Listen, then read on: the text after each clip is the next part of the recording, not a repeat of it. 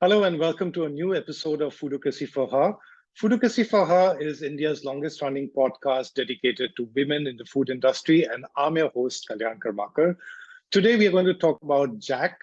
Surprised? We're going to talk about jackfruit. We're going to talk about a lady who's obsessed with jackfruit and making us eat jackfruit, but has got a very interesting sort of background. I'm talking of Keertida Phadke, who's a co-founder of Eat with Better, and who's aiming at creating a jackfruit revolution in India.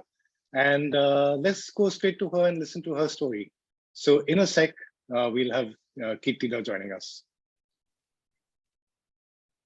So there's Keertida. Hi. Hey, hi Kalyan. Hi. So we are actually in the same suburb of Mumbai, possibly 4-5 lanes or perhaps more separated from each other. But I think Zoom makes it. So first of all, I must tell you two things. I don't know if this ever struck you. And actually, when I first read your handle on Instagram, I was just wondering if that's your actual name or whether it's meant to some this thing, because I'm Bengali. Yes. So when you attach da to something, it means like elder brother. So Yes. so Feluda, the detective, or if someone's senior and you don't want to call them uncle. So then I was saying, why? So Keertida is the name, right?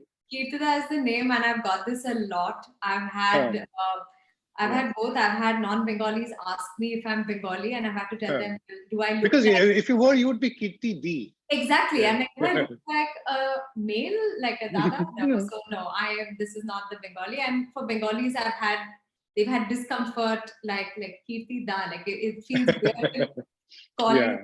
But my dad kind of came up with the name. My family has a background in Sanskrit, and my father came up with the name. So there are names in Sanskrit with this kind of structure, where da is a suffix that indicates giver. So you have names like Harshada, which means giver of course. Sorry, it means what? Giver of? Harshada giver means? Of joy. Harsh is joy. You have Harshada, you have Yashoda, so giver of... Yashoda, yes. So this is along the same lines of Keertida, giver of fame. So maybe the podcast will finally become famous now that you've joined us and you give us some fame. At least the name because of your podcast will be more understood.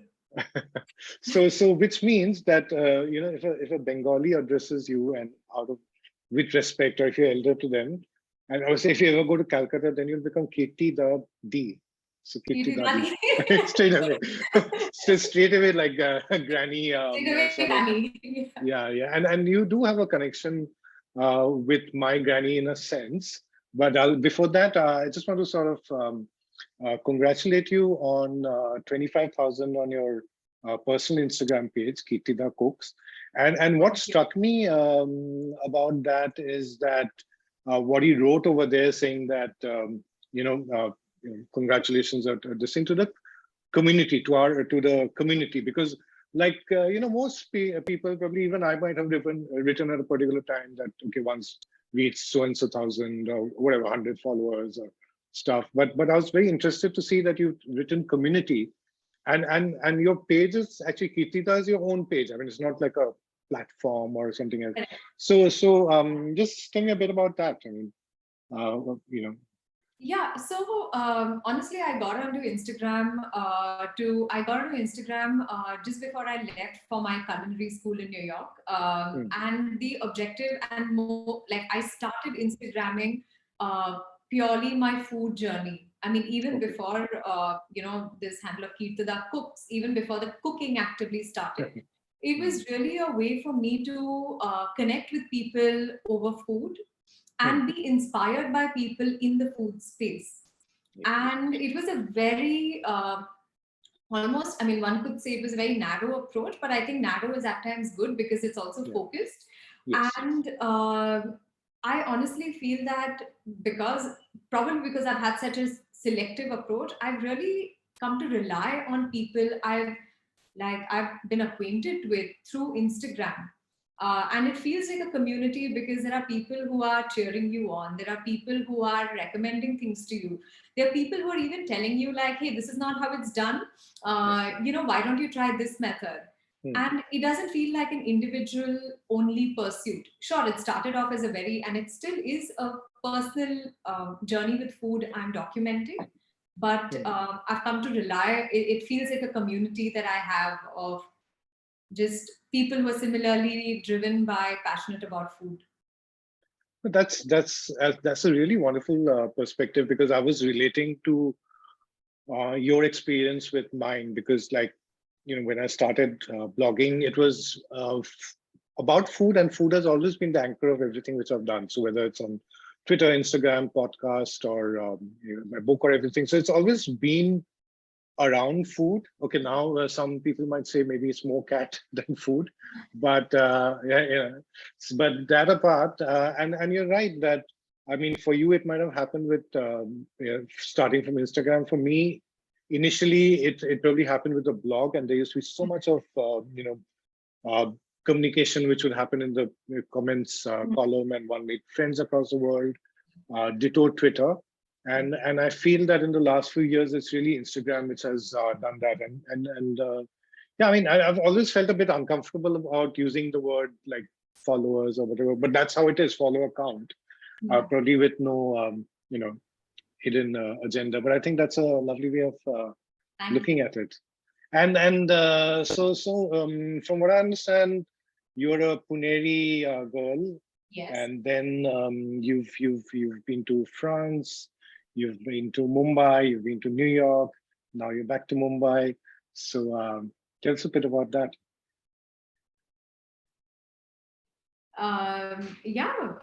So there's another, I think, significant country or culture that's. So I spent the early 4 years of my life in Tokyo because my father was transferred there, and oh wow, so from age 1 to nearly 5, I was in Tokyo. And while I don't remember very much of it, I honestly remember just the very end. And I think I've pieced together memories from pictures mostly. But yeah, I mean, I'm a Pune girl at heart, born in Pune. Short slight detour to Japan, came back to Pune. Did my bachelor's in English literature. I started studying Spanish when I was 16 and became a Spanish trainer. I started the Spanish language like kind of program at Symbiosis. Wow. And then decided I wanted to again take a detour, and I got into JNU for Spanish. But I said, I've done Spanish for long enough. Why don't I try something else? Decided to go to Paris to do my master's in management, focused on marketing. Got a job with L'Oreal, which really was a dream company for a marketer. Worked in Paris with L'Oreal for 2.5 years, moved back with L'Oreal to India, to their office, which happened to be in Mumbai. That's how I came. So Paris to Parel. Paris to Parel. Yeah. Must have been such a culture shock. Yeah. Yeah. Because I remember that office, yes. Because Yeah. my market research life, and yeah. Totally. Yeah. I mean, Mumbai, because a lot of people who look at Pune, Mumbai geographically, they think, oh, it's just like 170 kilometers, it's so close. But I mean, there's cities that are so different from each other. And I didn't know what to expect, honestly, when I came here. After working with L'Oreal for 5 years, I decided to pursue food because it had always been a passion. I started actively cooking and exploring food, honestly, when I moved to Paris as a student, because I no longer had my dear mother to provide for all my needs. Yes. And to make the chutney which you've spoken of in your Instagram, what's a disco chutney? I call it the disco. I call it the disco chutney because it is so. I is mom, right? I is mom. Yeah. Yeah. Because I'm doing Marathi classes, so Shalini is going to check on Saturday. If I say I is grandmom, then she's going to make me wake up even earlier than 7 o'clock. Yeah.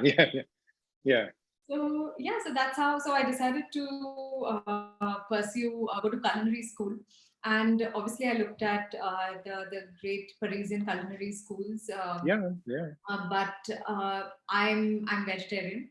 And I actually turned vegetarian when I was 11. So I started schooling in Japan and I ate everything. And I turned vegetarian vegetarian when I was 11 and kind of stuck with it. And just because food is so personal to me, wanted to go to a school where I could eat most of what I was cooking. So decided to go to a rather unique school. It's called the Natural Gourmet Institute. It's a plant-based culinary school in New York. So moved to New York to go to this culinary school. Did my internship at a really cool vegetarian Michelin star restaurant. It's New York, so I mean you can have the best even within real niches. And vegetarian vegan in New York feels so mainstream. Like even when I went in Oh, really? 2017, Wow. it, I thought it, I thought San Francisco would be more, but I guess and Los Angeles are probably. I would have expected. I mean, I'm saying all of this stuff. I'm yet to be to go to the US, but you know. Well, San Francisco is as well. Again, I've not traveled Hmm. to SF, but from what I've read, but New York as well because I and it was obviously different. But when I was there in 2017, 2016, 2017, I mean, vegetarian, vegan were very much understood, and I'm talking New York, right? Like, I'm not Yeah. talking of so did my internship at a place that I really wanted to go to or as when I would travel. I had it on my list. I have Okay. lists for cities that I want to travel. And this place, this restaurant, it's called Nick's. It unfortunately closed down during COVID, from what I know. Hmm. Hmm. I had it on my list saying must visit Nick's, Yeah. vegetarian Michelin star, and I got to do my internship there. So I was really happy. After doing that, I moved back to India and started this modern vegetarian restaurant in Pune. Okay. And that's when I Which one met. was this? It was called Carlo Art Kitchen. Okay. It was in Deccan, Hmm. and that's the time. That's around the time when I met Karan, who is my co-founder in what I'm currently doing, which is I'm running a plant-based food brand, working towards popularizing jackfruit, Yeah. Katal or fanas as it is known, as a wonder vegetable that it is, or as the vegan meat that some people really enjoy it as. Yeah. So yeah, that's That's quite a journey. And before I get into your the jackfruit sort of story, I was listening to you and I was again looking at the similarity between mine because you said that first 4 years in Tokyo. So for me, the first maybe 6 7 years were abroad. Initially in the UK and then Iran, and then yeah, we moved in to yeah. Calcutta.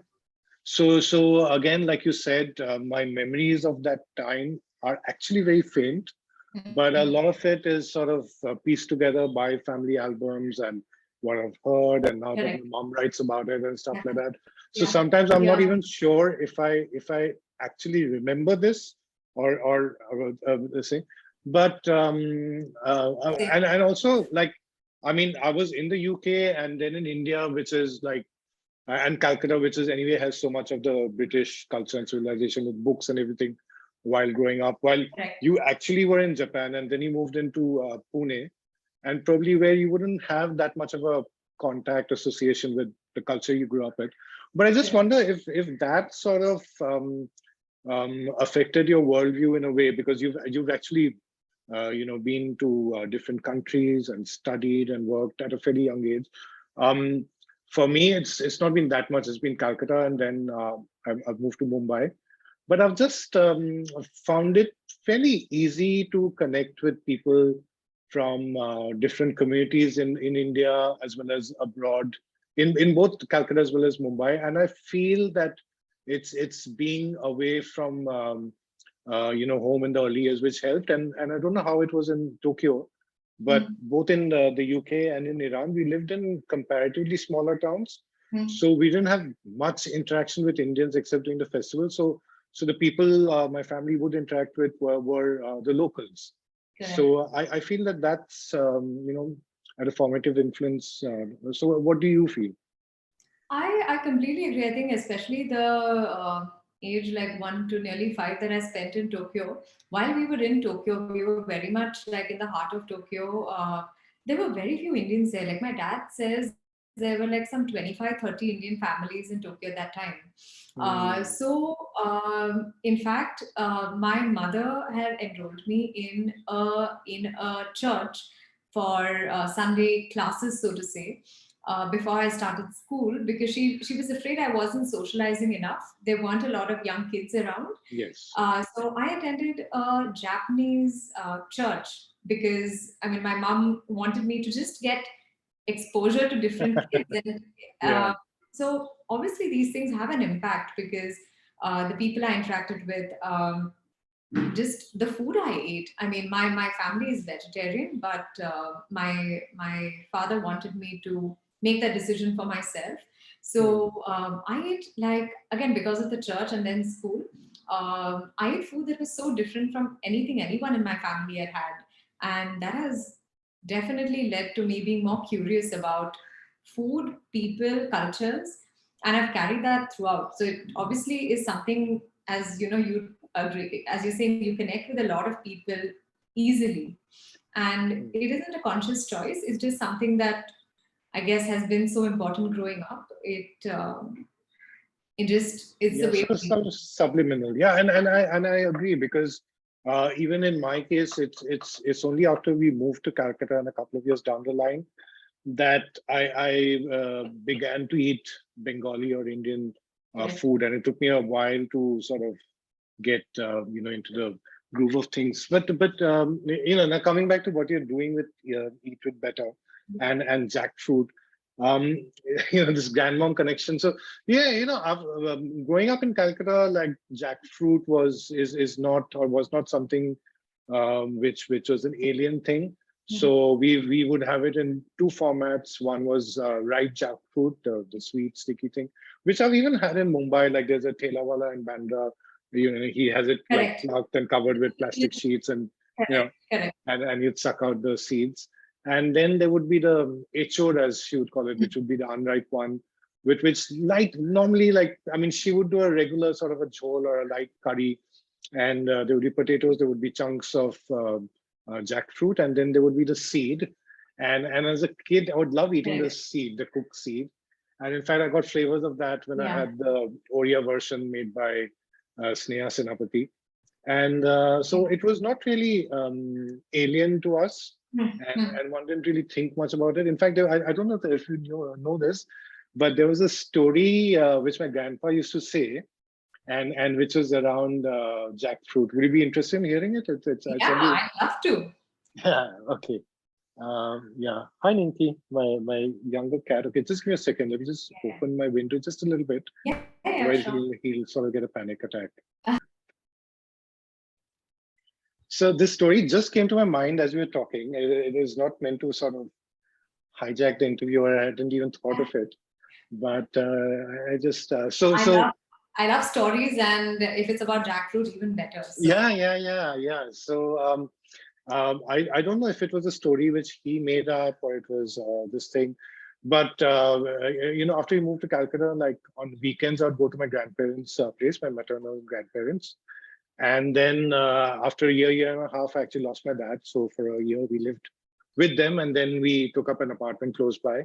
yeah, So and I was the eldest grandson, so they were like very, very sort of yeah, protective about me and my correct. grandparents and so to say. So my grandfather would often tell me stories, and both my grandfathers were very different because my paternal grandfather, whom we weren't in touch with after that, but he Mhm. used to tell me stories of mythology, so I would know of everything about Ramayana and Mahabharata thanks to him. Mhm. And my maternal grandfather would tell me stories of like politics and the concentration Mhm. camp and wars and this Interesting. that. Yeah. So he had the story about the jackfruit. So this was during the time of the British, when there was this guy who was working there, a Bengali guy, Yeah. and maybe like a clerk or something like that. And then sort of he had to go home. Mm. So now I'm trying to remember what the story was. Yeah. So the guy wasn't giving him leave, and he said that the British guy, but he said that look, it's he said that my mother's passed away, so I need to go back. So he went back, and then he came back and with his head shaved and all of that, and so the British officer wasn't really happy because he'd extended the holiday and things. So what he did was he'd also got a ripe jackfruit from this place. So he gave it to the guy and he said, "No, you please have it. I brought it from this thing." So then the guy, had it. And what happened was that he had a beard, the British person, and we call it kosh in Bengali. So I don't know, this the sticky part of like this thing of the jackfruit, Yeah, the the sap. sap of the jackfruit was all over him. And then he had to shave off the beard. And so basically, this guy had shaved off his hair, and this guy has shaved off his beard. Now at this point, I just realized that while I had, you know, with full confidence launched into this story, which he used to tell me when I was, 8 years old or something in summer afternoons, I have completely forgotten what was the point Oh, of the story. And unfortunately, Dadu's no more, so I can't ask him. it's So an interesting visual though of the yeah, I'm just trying to see that why did that guy sort of get. try to hide the fact that he shaved his head because his mom had passed away, and then I think he told this guy that no, I had to shave the head because I was eating jackfruit, and he said why, and then he ate jackfruit and he had to shave. I'm sure it makes me. I mean, Dadu is a much better storyteller than I am, but yeah, I think I've wasted some of your At time, but least maybe I'll find out. it's a lesson. Yeah, but we'll Yeah, but at figure least out. I mean, it serves as both a lesson in being careful with the sap of jackfruit or any of these fruits that give off sap. Yeah, But also it goes towards like one of the ways in which we talk about a product is if you've ever cleaned a jackfruit, you yeah. know how I was painful seeing it I was seeing is. some of your reels Uh, on that. No, and before that, there's one more lesson that before you launch confidently to a story or something, just check whether you know what it is. But yeah. So you were telling us about but the I mean, sap and the cleaning part of it does it, and seamlessly. Yeah, I yeah, mean, it does seamlessly, honestly, lead into a big reason as to hmm, why a lot of our customers, like, what is a value prop really, for what we're hmm, doing for a lot of people. So, as you said, like, a large part of India is not unfamiliar with jackfruit. In fact, yes, jackfruit it's a tree that grows widely and abundantly, not just along the coast, obviously the western coast, the eastern coast, but even regions like a Bihar, UP, hmm, they grow jackfruit. hmm, So large parts of India are familiar with the fruit, unlike hmm, the West, which hmm, recently discovered jackfruit almost exclusively as a vegan meat alternative, as an yes, all natural. Let me qualify that as an yeah. all natural vegan meat alternative, something that And doesn't actually, use soy. even in Bengal, when you're growing up, it used to be some referred to as gach pata, which means a Yeah. goat which grows on the tree, literally, which is vegan. But it's a bit like Nutella chunks. I mean, if you had meat and you know it's not the same.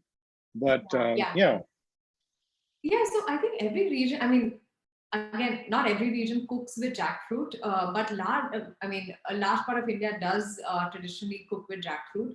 and Uh, and and when the West was talking of like the smelliness, there was this article a few years back Correct. In which the got a lot government, of flack about the smelliness of jackfruit. But it's nothing compared to durian, and even durian one has had. I've been to yeah, Penang and I've had durian. I've been to yeah, Bangkok and had yeah. durian. So it's I was trying to. I mean, if you find jackfruit smelly, I mean, then so would mango. So would be a mango or a papaya or anything. Yeah. I think that's just I don't know. I mean I've again like I think it's just intolerance towards what you're uncomfortable with because you're unfamiliar with it. Honestly, there are French cheeses that Oh even yeah, of they course. Yes. smell like dirty socks, wet socks. Yes. I mean, I Yes. think the jackfruit smell, like how do you evaluate these, right? Like what is, Yes. but obviously you're coming in with such a Western perspective that you just talk about this in a way that makes it sound like a terrible thing when there are Hmm. communities that absolutely have delighted in it. And not just True. delighted in, but survived off jackfruit. Oh yes. So my father's from Ratnagiri. He grew up in Ratnagiri, and every summer we would be packed off to Ratnagiri. We would complain and crib because both my brother and I are extremely motion sick, and there were no railways to go to Konkan. Konkan railway happened much later. Like Konkan railways happened like in 2000s or so. So when we were kids, there was no route other than taking the road. Oh yeah, I remember that because we used to go to Goa and then Konkan Railway had happened at that time, and we used to take the bus. So Correct. I do You can remember the only go by excitement. road, and the Yeah. ghats are like terrible. So we would cry and crib and complain, like, do we have to do this every year?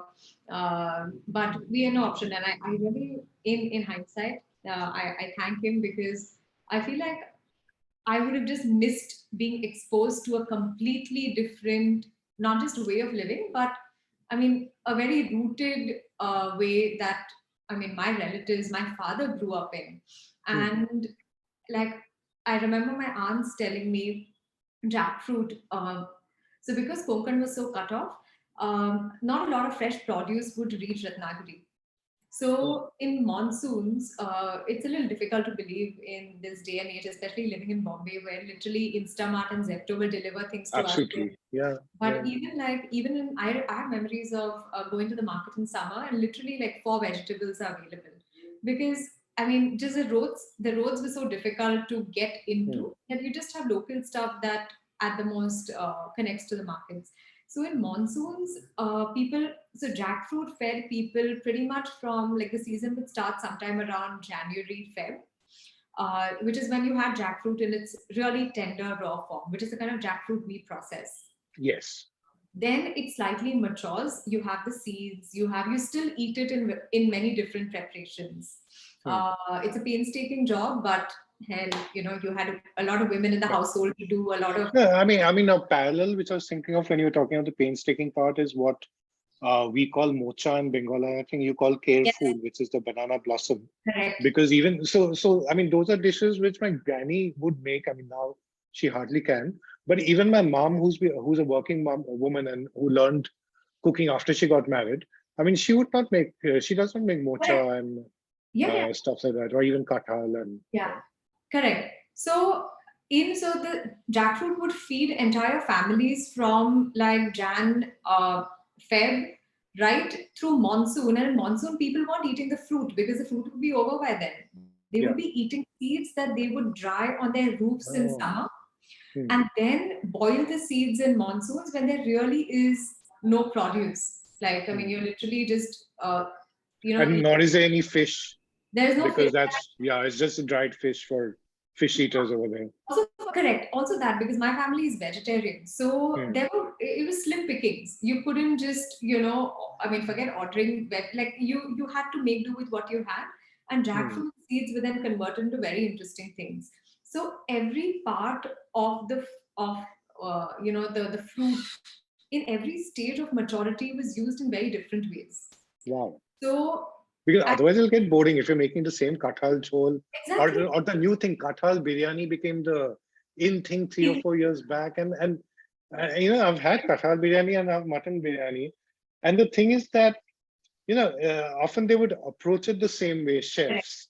But what they would not realize is that mutton is a far more robust something to work with than kathal. So the spices just overshadow it, and then you'd rather have the rice by itself. It's Correct. it was not being treated the way it should have been treated. Also, and this is where I think the discourse is very. I think sometimes in India, unfortunately, very often we just ate things from the West. So exactly. We categorically do not call our jackfruit as vegan meat because I mean it's enjoyed as jackfruit. Sure, exactly. I also understand if you've given up meat because I gave up meat. I gave up meat a long time ago, so I don't have the cravings anymore. But I remember after I'd given up meat, I missed the texture. So sure, I get it. Like if you enjoy the texture as a former meat eater or a meat eater who's looking at reducing meat, of course, but also enjoy it as jackfruit. Don't look at it only as, and we have a culture of doing it. I mean, communities that eat meat also relish jackfruit. Yeah. It doesn't have to be one or the other. And see, and most Indian communities which ate meat, or if I'm including fish in that, especially meat was not a daily affair. Like, Correct. it's just once a week or, And it was never center of plate, right? Like this is something yeah. I've And, discovered. and yeah, you're right. I mean, unlike in Paris where you were, Yeah. or where the meat would be the center and just salad or whatever. But if you go back to your Tokyo days, and especially Yeah.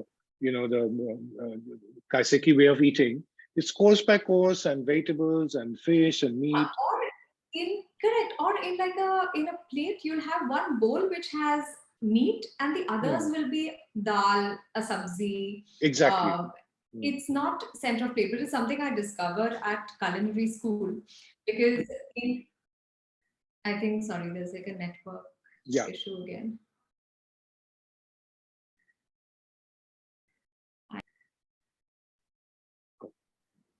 So I actually discovered how important culturally center of plate protein is for Westerners when at my culinary school. So because it's a specific school, not only is it about eating plant-based, but it's eating plant-based with a view on nutrition.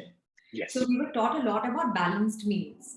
Hmm. And in one of my exams, my marks were deducted for one point, which is where is the protein? Because if meals have to be balanced, they need to have Hmm. everything. And I said, hey, I've used the way I've done it. I think I've done something like a chilla or something, like a Okay. besan. And I said, this is made of chickpea flour. In the chutney, I've added peanuts, which are a very good source of protein. Hmm. Um, and there was something else. And they're like, yeah, but my chef instructor, she said, yes, but there's no visible source of protein. You need to show. And I said, okay, interesting. So culturally for me, I'm not looking at it in terms of I need to see protein. But Exactly. so I think that's the difference. And Yeah, because if I think of a vegetarian meal and say a Bengali vegetarian meal, so which means I take out the fish or take out the chicken and yeah, that's a meal. But there's rice, dal, there's a shukto which is maybe a mixed vegetable. There yeah, could be a chachori or whatever. There could be luchis if this thing, and then the sweets and stuff. But you're not trying to see which is the protein and which is not. But exactly. but we also knew that meat or fish is the source of protein, but it's It but wasn't, it's also a westernized yeah, concept. I mean, it's yeah. it is a very westernized concept. It wasn't fetid as much, I feel. Like, of Mm. course, you knew, okay, meat or fish is giving you protein, but it wasn't like that needed to occupy Yes. 50% or 70% of the plate. Oh no, Uh, and it's also a question of affordability.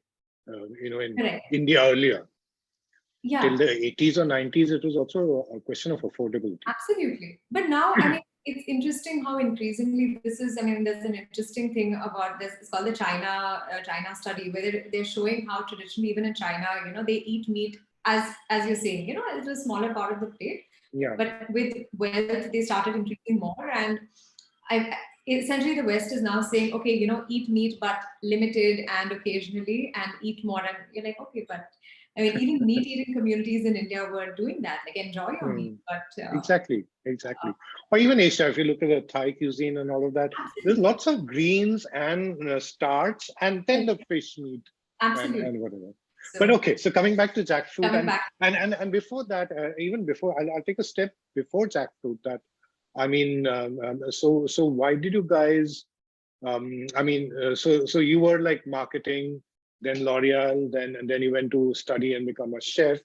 yeah, And you said that Karan also was in Paris doing his business school, but you guys didn't know each other then. yeah. So how did this plan to sort of create a company or enterprise devoted to plant-based food start? I mean, you could have also been a chef somewhere, or you could have been a Yeah, consultant somewhere.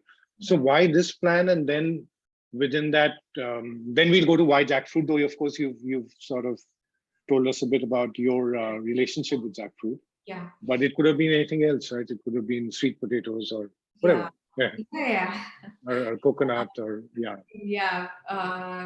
So why Jack? I mean, No, why why the business? Why why the the why business? the why the enterprise? Yeah, why the enterprise? So honestly, like this, the origin story of Better and Jackfruit is because so Karan has a background in sustainability. He studied sustainability in Paris. He's worked in the not-for-profit sector, and he was on a personal journey to reduce his meat consumption because because of like animal rights stuff, and he came across jackfruit for the first time in his life because he had a Bengali cook at that time who made like raw jackfruit curry. And where was this? Where you came across it in Bombay?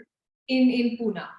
Okay, so in Pune, yeah. Yeah, very much in India. And he was blown away because he'd been trying in 2018 all sorts of vegan meat replacement options. And they were really, I mean, the scene was very different than what it is right now in India. And this really delighted him, satisfied him. He figured it was from jackfruit, couldn't believe it, and started digging deeper into, okay, what is this? Also with his background working with smallholder farmers in the sustainability space, discovered jackfruit is an insanely sustainable crop. In fact, it's almost because it's not grown in it's not cultivated like a monocrop anywhere. So will you explain that a bit to us in terms of what does sustainable versus unsustainable mean, and mono versus duo? Maybe give us a parallel. Imagine we don't know anything, which we actually don't. So I'm now talking. So if I can understand it, everyone will.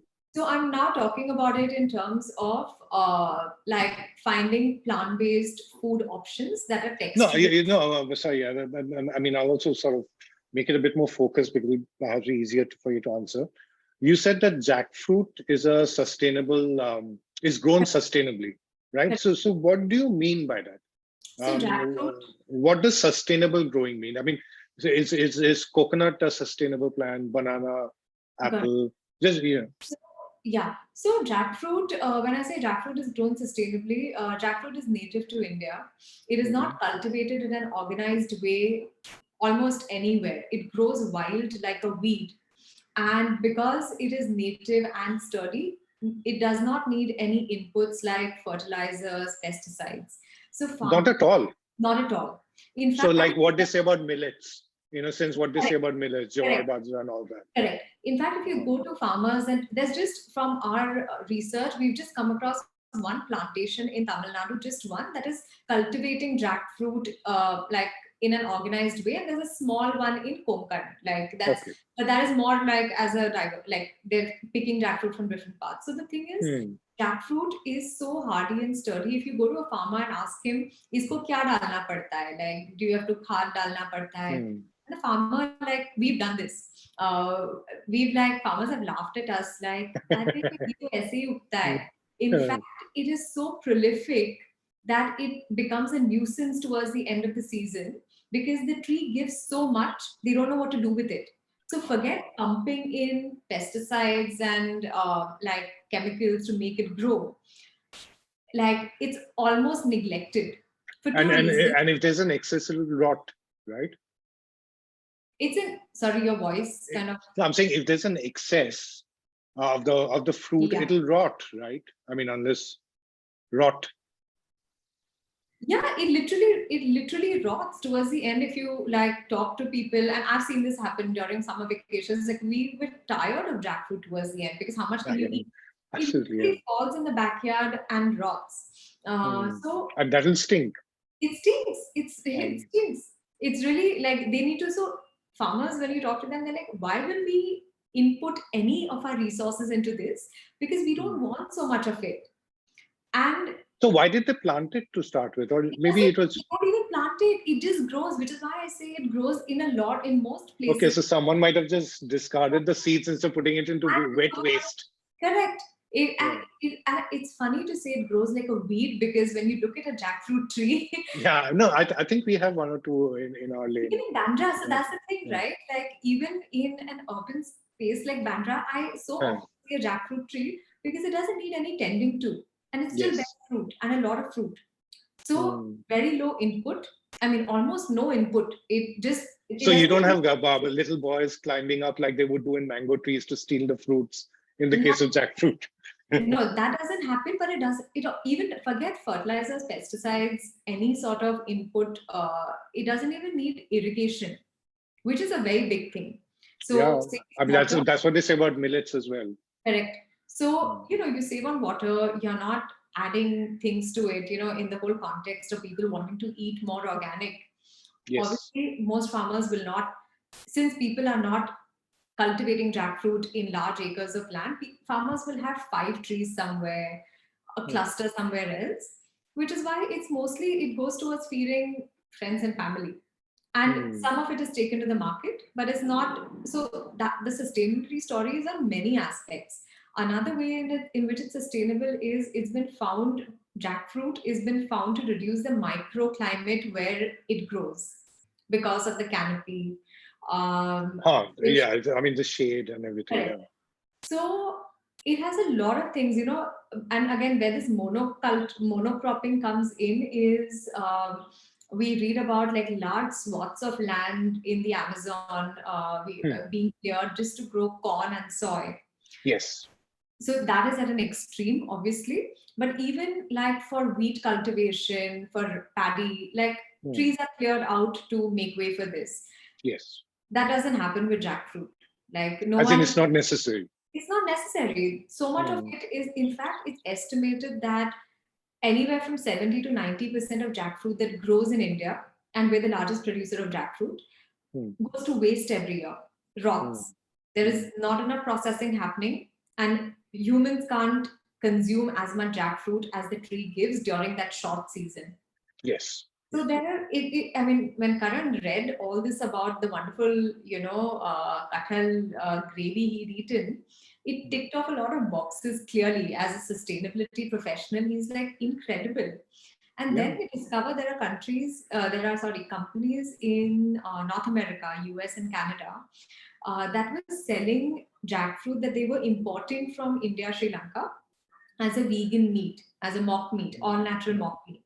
Yeah. Um, and it just, like, again, from a sustainability point of view, felt like, okay, we grow it in our backyard.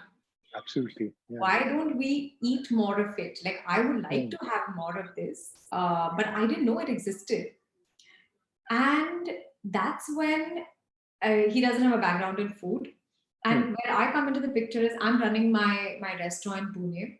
He, through the power of social media and social networking, someone recommends, he puts out a note saying, I'm looking for someone in the food space for an idea I have. And someone recommends my name. So there's not LinkedIn or something. This is just regular So social. this was a network. I think it's called. I will have to check with him, but it's like a networking group on Okay. Facebook, Yeah. which I What is wasn't. Facebook? It's So on yeah. Facebook. So if one is spending time like scrolling down Facebook or Twitter and all that, one shouldn't feel too guilty. It's okay. Yeah, I mean, To each clearly, their own. Yeah. I clearly. mean, yeah. Yeah. So that's when Yeah. he put out this message. Someone recommended my name, and he happened to be Pune because I mean he splits his time between Pune, Bombay. So he wrote to me. At first, I mean, obviously, I'm very suspicious of random people writing to me but like Sliding into your DM. sliding into my DM. But I said, okay, seems like a genuine profile. I said, okay, come meet me at a public place. Come meet me at my restaurant where I'll have my stuff. So that's where we met. And honestly, the idea was very interesting to me. So I grew up with jackfruit every summer. I had eaten jackfruit in this vegan pulled pork format when I was in New York. I'd just come back from New York. Yeah. Yeah. And it's so interesting. I've had this like in New York when, when I was in a Mexican taqueria, some cool restaurant. And pulled meat is such a big part of their culture. Like for example, I'm still sort of grappling with the idea of what to do with the pulled kathal because Correct. I've not really cooked with pulled meat. I Pulled. always cook with Correct. yeah. So I said, okay, really interesting. I mean, jackfruit, like in a ready to use format. Let's work on it. I mean, we started toying with the idea of doing something. I mean, I was obviously coming in with my food background. He was coming in with his background in sustainability, project And management. which year was this? This was 2018 when Okay. we met and Hmm. decided like, okay, should we do something? I was coming in, so we also have very complementary skills, which is great. So why this and not continuing to run the restaurant? I honestly felt that this was a good way to combine both my marketing background and Yes. my knowledge of food. I would always say, like, I would love to do a packaged food brand. And little did I know that I would. I had, No, and that's lovely, and I can relate to that as well because I've studied sociology, like you did English literature. yeah, Then I worked in market research, and then got into writing and writing as a blogger, so not like a trained yeah, writer or whatever. So the perspective through which I look at food is through the lens of community culture, people, which is what the market research and correct. sociology is. And now I often work with either food brands or sometimes even with small enterprises and so on in branding. So it's great if one can bring one's Correct. skills to use together. Correct. So that, I mean, that answers the question of why not just continue being a chef at a Sorry, I restaurant. didn't mean to answer my own questions, but No, it's, I yeah, mean, there yeah, are a lot of parallels, right? As you yeah, pointed yeah, no, no, out. absolutely, yeah. So we started working together. In fact, Jackfruit was the very first idea, but we had very ambitious plans. A little bit, And the name was Eat With Better right from the beginning. right? Yeah. So this is again the marketer in me. I had Um, held on. I did a bit of consulting work right after I came back to India hmm. with some brands that, family enterprises that wanted Yeah, yeah. to start brands. And when I was just doing some, thinking, research, Hmm. I thought of Better. Like, I didn't know a brand called Better. Hmm. And I said, this will be such a cool thing because you can launch multiple products of Better. And I held that very close. I did not part with that Yes. name because somewhere I knew I wanted it to Hmm. be mine. Obviously, we couldn't get Better. So when this happened, Better was obviously top contender, but obviously you can't trademark. Because I read an interview of yours in the Verve magazine, which at that point it spoke of just Better, like Correct, correct. co-founder of We Better. tried, yeah. So we tried to run with Better, but legally we couldn't do just Better. So now we have Eat with Better that's trademarked, registered, and I mean it does have Better in it. It reads well as a sentence. So I guess Okay, now I'm dying to sort of so butt in. I had no idea of this when I thought of this, and I don't know if you've realized this, but I had COVID, and after which I had because of COVID herpes and a blood sugar hike. yeah, So herpes was like terrible pain, and because it was following COVID, so there was also weakness, yeah. and the blood sugar had to be brought under control. Otherwise, COVID, herpes would not come under Right. control. So the first time in my life, I was voluntarily looking at the way I was eating, Correct. and guided by my dietitian, the young Correct. fella. And I was also at that point, thinking, what am I doing? 2 months, I'm just lying down, no work, Yeah. especially as a freelancer. So I have a counselor, Yeah. Shweta, and I've been working with her since November online, but I find her very, very useful. Mhm. So, right from the time we started working together, I told her that, I want to do like a sort of brand map for myself, Mhm. like I do with brands. Yeah. And I would keep telling her that I want to do, but never did it. Then one day when I was just lying in the same study, this thing, I just took out a pad and a pen and wrote it down. And I said that, okay, what I do in finely chopped is help you eat better, Mhm. because I know. anything which I do helps you eat better. Like Yeah. you've eaten food in a certain way. Yeah. I will help you eat even better. Like if you like kebabs, find the best kebabs, or Yeah. stuff like that. Yeah. And then as I started with the diet which Yeah. Ria gave me, Yeah. I could really sort of identify with it because it was not something which I felt too unnatural, like give up something or give up a time of the day. It was like eat, but just change around with the proportions, or maybe stop sugar and this that. So then I started, as I started feeling better, and there goes better again. And at that point, there was nothing new which I could write about, nor did I had the energy to write about, but I'd keep doing these little videos or testing about Yeah. what I was eating. And then I did this 3-4 years back when I sort of started on a diet by myself and stopped it. which at that time I'd given it a hashtag Little Jack Horner Meals, coming from the point that the nursery rhyme with the Little Jack Horner says that, see what a good boy am I. So I'm saying that, I would never eat Loki, Karela, now I'm eating, so what a good boy am I, sourdough bread. So then I said, okay, now that's got over. This is hashtag eat better.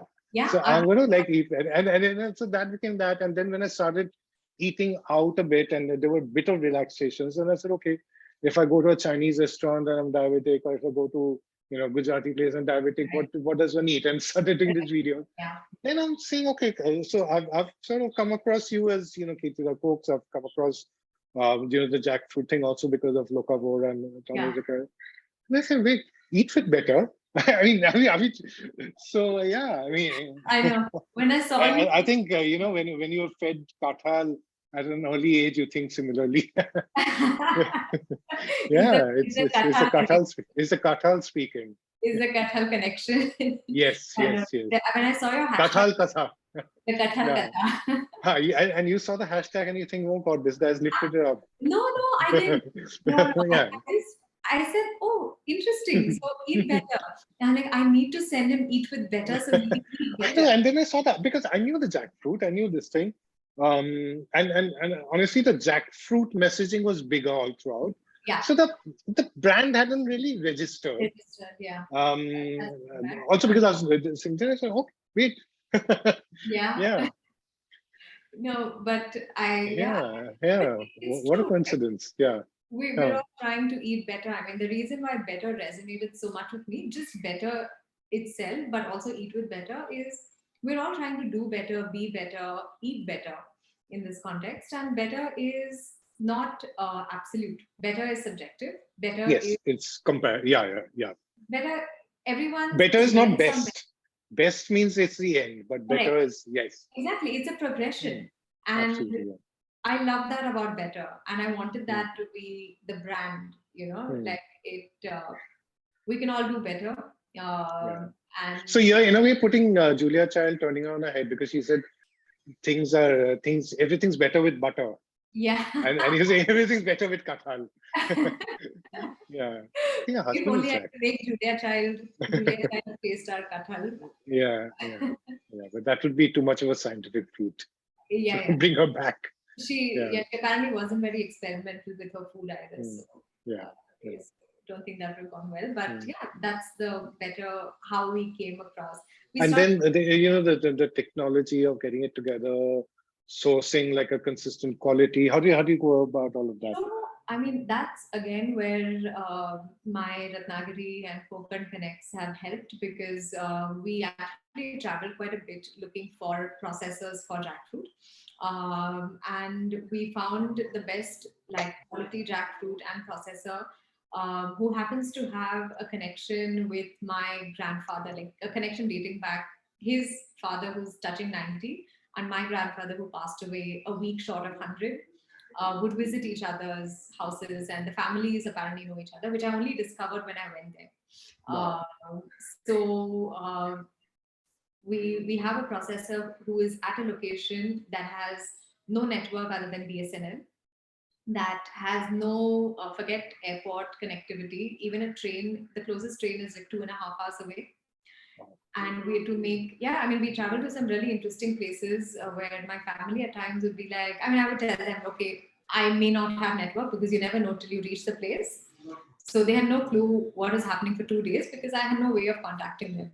So traveled a fair bit to identify processors, set in place an SOP process to process jackfruit.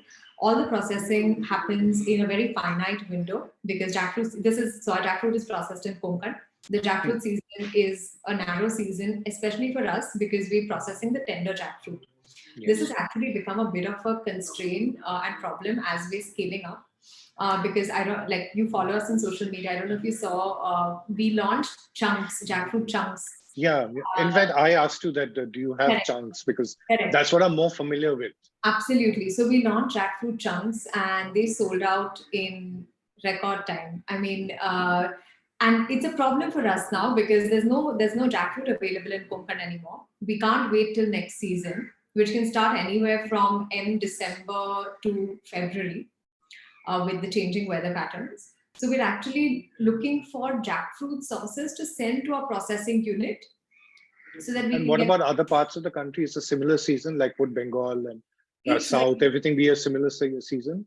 No, the seasons are quite different across India. So right now, what we've even gone to APMC market, which if you've Yeah. ever been to, yeah. So because APMC gets jackfruit from pretty much like all states in the south.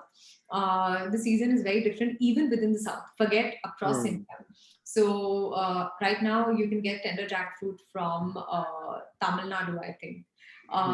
Like so we're now trying to figure out different regions who will grow jackfruit in seasons where it's off season in Konkan, and Yeah. finding a viable way to get it across, because even if there's jackfruit growing in Orissa, it may just not be viable to get it across to Konkan because Yeah.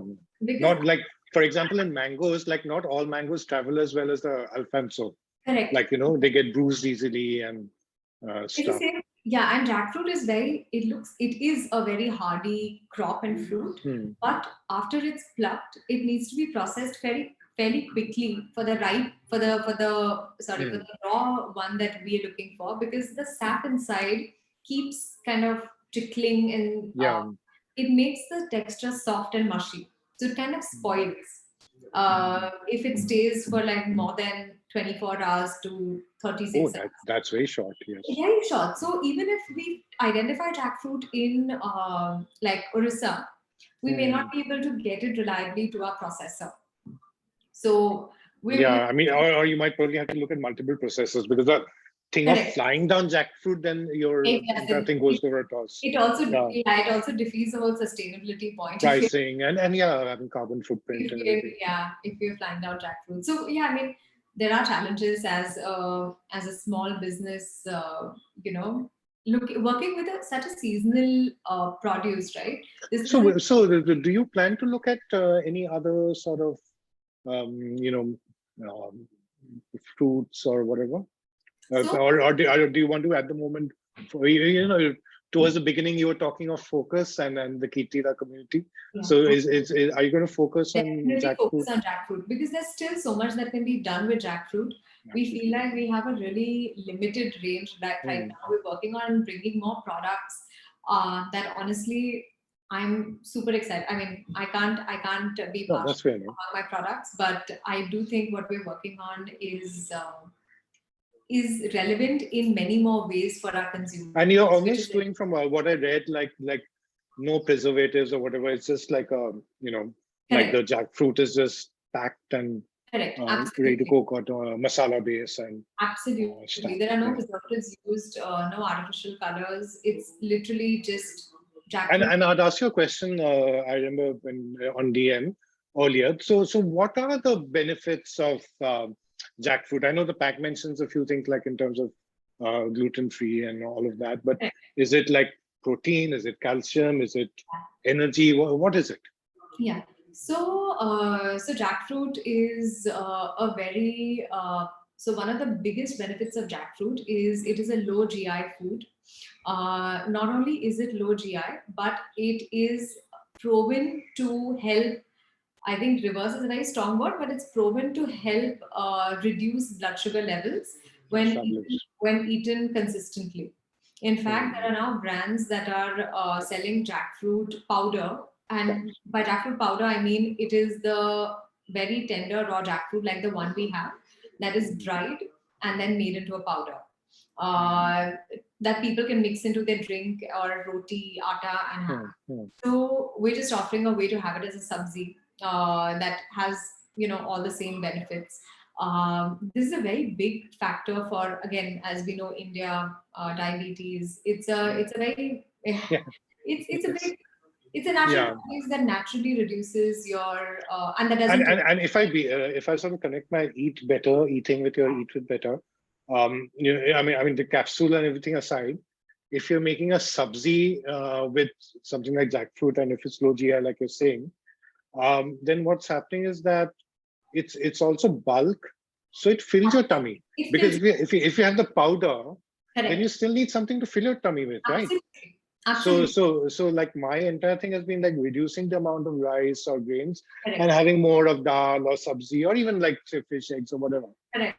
So because we are so cereal dependent in our diet, but the more you add sides, the more that can come down, right? Absolutely, absolutely. And that's the point because it's also offering an alternative that is beyond aloo, gobi, paneer, mushroom. It's a Yes. vegetable that is native to India. It's local. It offers, so in terms of health benefits, good source of fiber, low GI. It is, So fiber means that will be good for the heart as well, if it's it good source of fiber. I'm guessing so. must, Because for yeah, the heart, they say have flax seeds and all that for fiber, or is you it? know Yeah, possibly. I mean, check maybe it's worth checking out because yeah, they say that have flax seed or have whole wheat, whole grains, yeah, complex carbs correct. because Fiber, correct. So a yeah good source of fiber. Also, the reason we mentioned gluten free is because if people are looking at it for its texture, I mean, there are no vegetable I think competes with jackfruit in terms of its meaty texture. Let's not. mm, I think a lot of people in it, even my family, because my family is, as they call them, pure vegetarian. Where my aunts will not even have egg. They won't even apply like a hair pack that has egg in it. Like it's that yeah.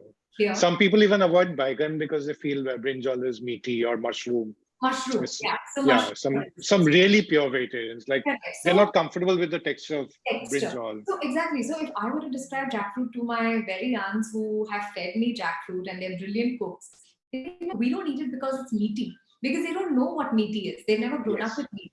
So I will say it has textural integrity even after cooking, which yes. I don't think any vegetable has as much as jackfruit. Hmm. And what that does is offers a vegetable that is different than the routine and brings its set of nutrients to your palate in a way that if it's keeping you away from potato, it's probably doing you good. If you are Exactly. No, that's true. Like, for example, in our fish curries or whatever, where potato is such a basic thing in this thing. But in Bengal, you also put in beans, baigan, and all that, carrots. So we tend to now put that and keep our potato quota only for, like something we really want it with. really want exactly Yeah. like if Like a you patata vada, for example. Or mashed potatoes. Yeah. yeah. Hmm. So it's adding diversity in an easy to use format because we know jackfruit processing jackfruit as an individual is extremely tedious. Yeah, yeah. I mean, And same with, like I said, mocha and careful and all of exactly. that. They're going out of our repertoire simply because who's going to make it? Who has the time? Who's going to peel it? Yeah. Yeah. Who has the time, the I mean, energy? we've got used to now, the urban consumers got used to going to a supermarket and getting chopped beans and chopped carrots and then to them chopped bhindi. And if you say peel, Yeah. yeah. And also, I don't know if I made this point to you or to someone else doing a communication of this thing that when I did this eat better thing for a short while, the videos Yeah. and all, till my diabetes medicine stopped. So that was a great thing. Yeah. But, I went to a few vegetarian places, Maharashtrian, Aswad, and then so Correct. it's very difficult to find vegetables in a vegetarian place, Absolutely. beyond potato. Absolutely. So, yeah, I mean, so if you go to, for example, a Bengali non-vegetarian restaurant, but which will serve vegetarian dishes. In the vegetarian dishes, there'll be a range of vegetables. It could be, I know. Yeah. your unripe banana. There could be different types of greens or beans or, the banana of this thing. But you go to the vegetarian restaurants, the Punjabi, whatever, Yeah. the Maharashtrian, Gujarati, there are no vegetables. I know. I love Calcutta. I've been there Yeah. like twice, Mm. thrice. And I'm delighted in Bengali food as a Yeah. vegetarian, and people find it so strange. They're like, "How do you eat Bengali food?" And I'm like, "I not only eat in restaurants, I now cook a lot of Bengali food." Yeah, in fact, sometimes people tell me that give me vegetarian options in Bengali food, and when they go to Calcutta, I say that as long as you don't have a problem with other people eating, go Correct. to that place and you have enough. Yeah. I mean, unless someone has a thing that's same kitchen and all that, but Correct. these people aren't. I mean, people like Yeah. you would travel across, and Correct. you're Correct. not that. Yeah, Yeah.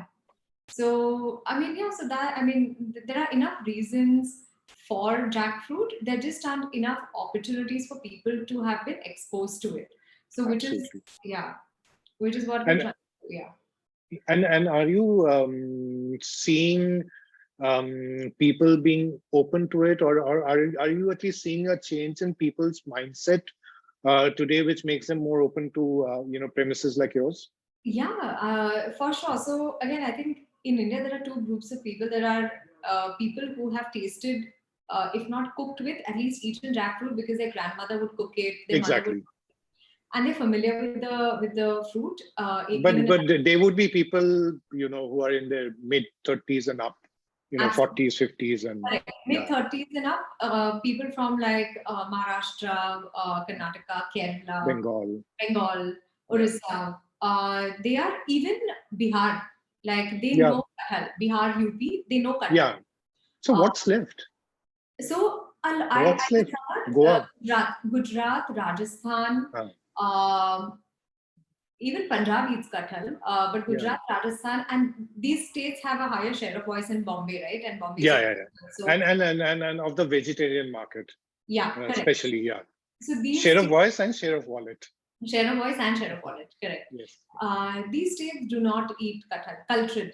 Like Mm. it's just from again speaking to consumers, friends from these communities. It was never cooked in their kitchens for various reasons. I think for some, I think for Jains, it's also like a religious thing because it looks and is meaty. But so these two communities don't eat it. What else? I think these two are the, I mean, in terms of large communities, these two don't seem to eat jackfruit. And again, at exhibitions, we've run into a lot of people from these communities, especially when we exhibited in South Bombay and Upper Crust, which Yeah. has, and the reaction has been interesting. So Obviously, you like, were there this year in Upper Crust? not this year, not this year. Because this year I did the home chef studio, but I was there the whole day, so I didn't really get to go inside. I wasn't in Bombay then. I would have loved to, but No. this was right before COVID in Yeah, December yeah, yeah. 2019. And then yeah. Yeah, just when we were, ready to launch, and we had prepared jackfruit curries kept, and that we had like a jackfruit keema that we were Hmm. asking people to try with some pav. And the reactions were interesting, mostly basis age group. So the older people who were unfamiliar with it, some of them even physically kind of recoiled at the appearance because it looked so meaty. And we had like plant-based, vegan, everything. Like maybe not only is this vegetarian, it's even vegan, but they didn't want to try it. Okay, I mean, it didn't appeal to Fair them. enough. Yeah. But the younger, we saw a lot of younger consumers who had never eaten jackfruit in their life, who were game to trying it. Obviously, they double check saying, "You're Hmm. sure it's vegetarian, right?" Yes. And when we did confirm and reconfirm, they were very okay to try it. Picked up a few packs, asked how it would taste with, I don't know, Mexican, because Hmm. jackfruit has no raw jackfruit has no flavor of its own. So it Yes. really depends on how you season it. And if there's one thing Hmm. Indians are good at, it's seasoning and spicing. So it's Yeah, it's a bit like tofu or yeah, it is. pasta or anything like that. That Exactly. it takes in the It takes flavor. whatever flavor you cook it with. So the reaction has been encouraging. We're still working on making it more of a habit on a frequent Hmm. basis rather than a one-off thing that you cook as an occasional, because there's no reason for it to not be included on a more regular basis. Absolutely. Yeah. And that is what we're working on. So, I mean, one of the feelings is that after 2.5 years of pandemic, one doesn't want to risk saying at the end of the pandemic because it's not the end, but people are being a bit more conscious about what they're putting into their body, maybe a bit more conscious about the planet. I don't think that's a big thing in India yet. Yeah. But so do you see a bit of that happening? Like, at least there's a segment of people, including us, who are like looking at like millets, organic or free Correct. range, and so on. Correct. So and it's in an environment like that, that's where product enterprise like yours can make a natural entry. So do you see this happening? Absolutely, I definitely see that happening. I think what also happened in the pandemic is people had the time and the mental bandwidth to actually pay Yeah. attention to what they're eating and spend a little more time in the kitchen.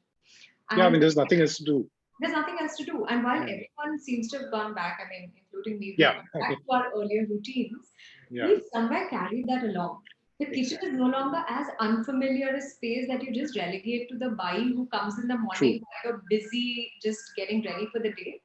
You have that space to make it a like to consciously spend a little effort on it. And I do Hmm. see a lot of our like because I do customer calls just to understand how people are trying the product, liking it, what can improve. And I do see people telling me like, I've asked my maid to cook it in this way. My cook has told me her way of cooking it, which is interesting because the purchase I was told you, like my cook was like, kathal, kya, kathal? I said, kat. Then I showed her the pictures. And I said, just do this, put these two things together. Because she made the dosa and I wanted to have it with the breakfast. correct. Yeah, Correct. but So she's a Maharashtrian who knows how to make great hummus and this thing, but not anything wow. Maharashtrian. But yeah. So I keep giving her YouTube videos on how to make thali peet. Then she makes Yeah. very good stuff. But yeah. You're training her on Marathi stuff. Yeah, I know, I know.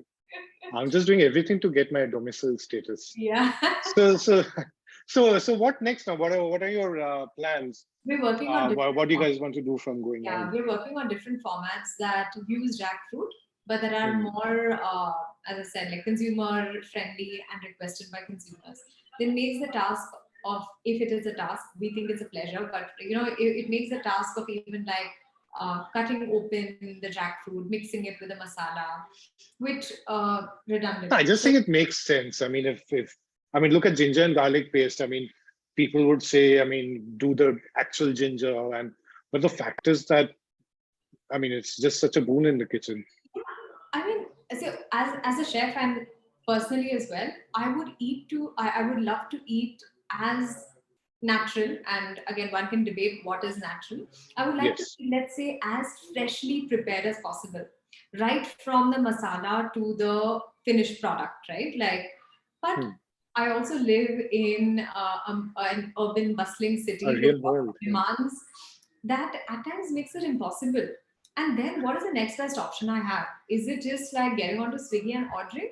Or can I find a sweet spot where, I land in a territory that doesn't feel like that I totally relegated control, but also makes my life easier. Hmm. So that's where we think these products land at, where it's not going to be it can't be as fresh as the jackfruit you harvested from your ancestral land that your Aji has cooked. No, but yeah, I agree with you, and I think that sometimes people just overplay this thing because sometimes I see some of the responses I would get on different aspects, and I said that now what do you expect me to do? Do you want me to have a cow also to get the milk or a hen to this thing?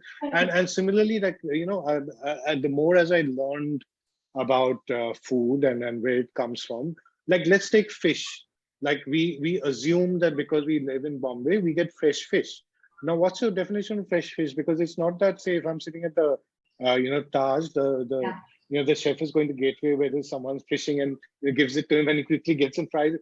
The fish increasingly is going from deeper waters and correct. taking at least 10 days from being fished to come to the Yeah, market, then correct. to home, Correct. and then you might not cook all of it on the same day. Yeah. So then why are we so this thing about a kathal not being this thing, except the fact that of course it's coming to me in a packet which is not.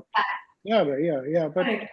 you know So I think that there's a balance. If I had the option of eating like fresh every day, everything, I would choose that. But unfortunately, I think for most of us, increasingly, we have to yeah, decide. like like my mom, like when we came to India, like we had a fridge where at that time it was pretty rare, so we actually got a Grundig fridge from Iran and this thing. So anything which was not consumed, we'd have it and we'd have leftovers. And she would say that not everyone in India would. And this I'm talking about early 80s. So during the pandemic, when we had to do everything, suddenly we became very Western, like no house help, no nothing. Yeah, So and when eating a dish meant cooking it, yeah, then eating it, then cleaning what you cooked it in, and yeah, cleaning what you ate it in, then you would want to utilize everything. So, for example, if there was a say a curry one made with say paneer, then you keep the rest of it and maybe add some potatoes to it or whatever.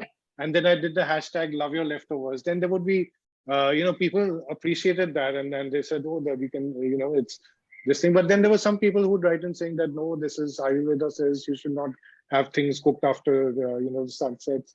I'm like, okay, can Mr. Ayurveda come and feed me every day? Yeah, I think exactly. If you have the bandwidth, sure. I mean, lead the ideal life. I would love to if I had the chance to, but I mean, I think for most of us, it's about finding a solution that works majority of the time, and that's processed in as honest a way as possible, and brought to you in a way that makes you eat more of it if you think it is better for you, because we should all eat better.